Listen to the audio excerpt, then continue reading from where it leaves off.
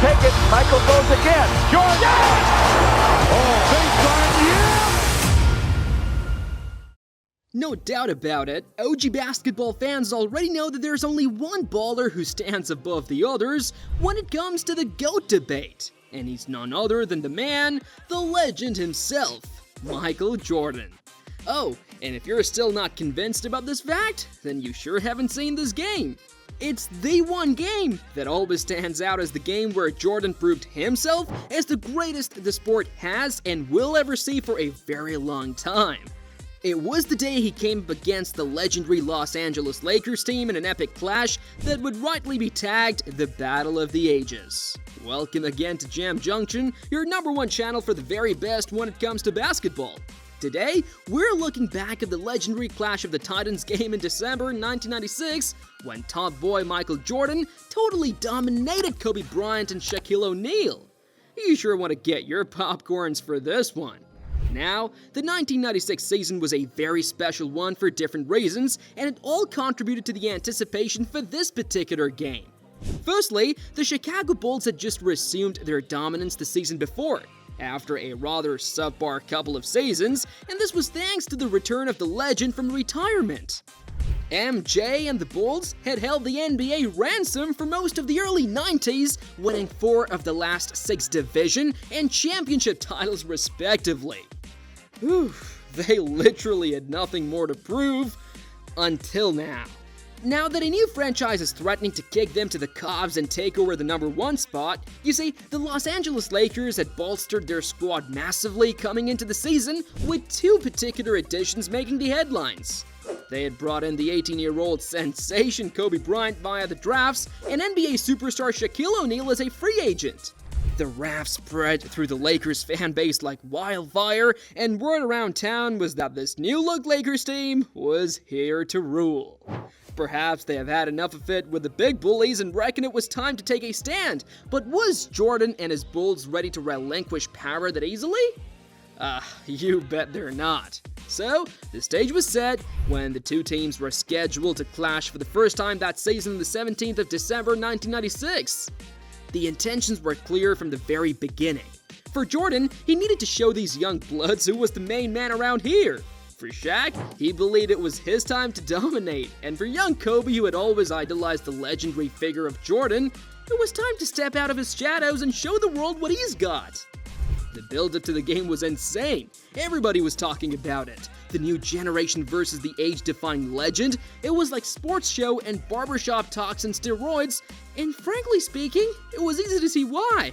It didn't matter that this was just a regular season face-off. The stakes were the highest they could have ever been. Will the new generation offset the balance of power and establish their new dynasty? Or will the legendary figure turn up the heat as he always does and seal his legacy as the greatest of all time, once and for all? Well, we're about to find out. Everyone had talked the talk, so when the D-Day finally came, the atmosphere at the United Center was absolutely buzzing. However, with the Bulls missing their starting center, Luke Longley, because of an injury, the Lakers had a slight advantage given that they had the complement of their full squad. In fact, the Lakers were so complete that Kobe had to start from the bench. Shocking, right? Well, all of that didn't matter at the start of the game because it was 5 against 5. If anything, the Bulls had the advantage because of their star number 23, and Jordan, just being Jordan, didn't waste any time in getting the ball rolling. He came into this one blazing right from the jump ball. He needed to get into his rhythm early enough if this one was to go his way, and boy, did he just do that. However, this was never going to be a one-way streak, as Shaquille took it upon himself to be a nuisance on the other end of the court. The man was literally unstoppable, using his size to bulldoze his way through the Bulls' defense all evening. At the end of the first quarter, the Lakers had opened a 14-point lead, with the game points at 36-22, and Shaquille clearly being the dominant force. Oh, and while all these were unfolding, the young sensation Kobe was waiting patiently on the bench for his turn. When he was finally thrown into the fold in the second quarter, he had his job cut out for him, and what a big chunk it was. He was tasked with tracking his idol, but we all knew there was no stopping Jordan, even on his so-called bad days. You see, the then 4-time MVP had decided to turn up the steam a little in the second quarter, and everyone was feeling the heat, but none more than Bryant. The youngster had his hands full of defending against his idol, but that certainly didn't stop him from showing what he's made of on the attacking front. It was end-to-end stuff redefined, and nobody was backing down. But of course, Jordan proved to be the most dangerous man on the court, twisting and turning and scoring insane points like this one here, where he takes the ball, dummies his man, shoots, and misses. But before anyone could react, he already picked up the pieces of his own rebound to slot it straight down the basket. It was just so incredible. Well, for all of Jordan's great plays, the Lakers proved to be quite the formidable opponents, returning the favor at every opportunity. Big Shaq especially continued to trump the Bulls' defense, with Kobe and Nick Van Exel also getting in on the action with sleek moves. So much so that at halftime, it still looked like the Lakers were running away with this one. With the lead now up to 15, the game was theirs to lose. Everything was perfectly poised for the new generation to make a stand, announcing their arrival in grand style. After all, they say, if you want to be the best, you've got to be the best, right?